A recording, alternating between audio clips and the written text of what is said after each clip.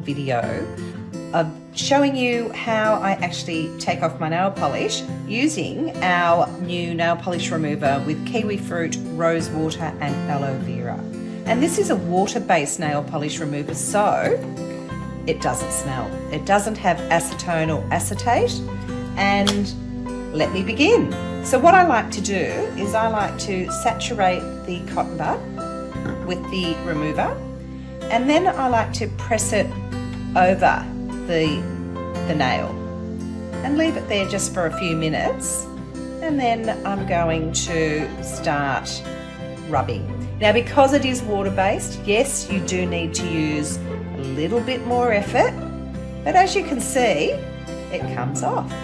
And I don't have that awful smell which usually gives me a headache. So that's just working on the nail, and it'll be off in a minute. And then I will start on the next one. Easy. There we are, it's all off.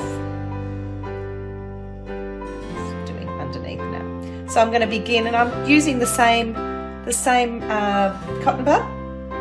I don't need to get a new one. And again, I'm just rubbing away,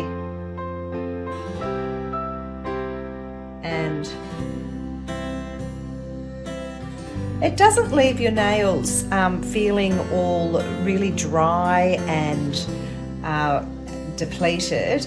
It actually leaves them feeling quite nourished because it does have the aloe vera in it, and it does have B5 in it, and it's not stripping away the natural oils in your skin. So there you have it, our Scout Organic Nail Polish Remover with kiwi fruit, rose water and aloe vera.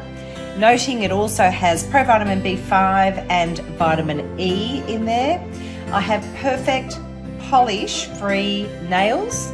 My fingers actually feel quite nourished. They're not stripped.